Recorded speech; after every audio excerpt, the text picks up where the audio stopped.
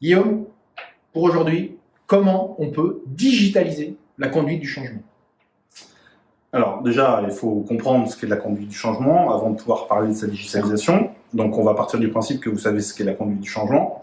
Si ce n'est pas le cas, on vous invite à suivre un de nos webinaires sur la oui, Au moins vous aurez une vision de qu'est-ce que la conduite du changement. Après, pour ce qui est de sa digitalisation, l'objectif c'est de gagner un maximum de temps sur des tâches répétitives où il y a un fort risque d'erreur, notamment d'oublier une étape dans ce qu'il y a à réaliser. Et donc l'objectif, c'est que pour chaque étape de la conduite du changement, et donc de la méthode de conduite du changement, vous ayez les outils qui vous permettent de vous garantir que, par exemple, sur le diagnostic de maturité, de système d'engagement et de capacité à changer, vous ayez un outil qui vous permet de savoir exactement où est-ce que vous en êtes. Alors, je reviens toujours sur le sujet au départ de la conduite du changement qui est sur si vous ne partagez pas le même constat, il y a peu de chances que vous ayez un plan d'action collectif et qui emmène tout le monde au même endroit.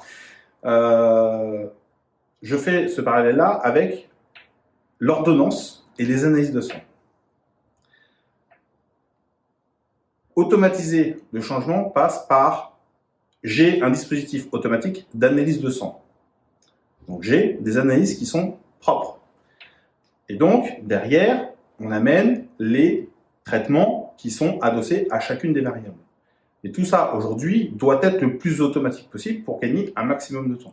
Si on devait revenir il y a 200 ans, et qu'on reprend le même sujet, comment est-ce que je fais des analyses de sang, combien de temps ça prend, et est-ce que j'ai une connaissance consolidée de ce que l'on peut mettre en face de ce problème-là qui a été identifié dans les analyses, vous vous rendez compte que c'est tout de suite pas le même temps qu'il faut pour réaliser déjà l'état des lieux dans la phase de conduite du changement. Donc c'est là où la digitalisation de la conduite du changement est intéressante, mais elle suppose qu'il y ait un niveau de maturité et de compréhension systémique du sujet qui est particulièrement pointu.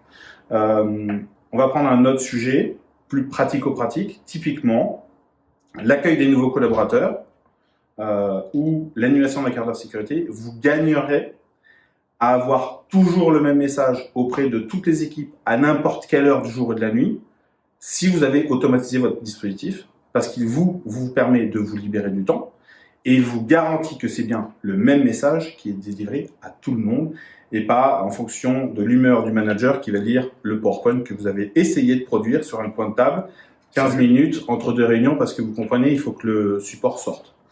Donc la digitalisation, c'est aussi utiliser des outils à grosse capacité de projection, à condition d'en avoir compris et la technique, etc. La logique. Ok, merci.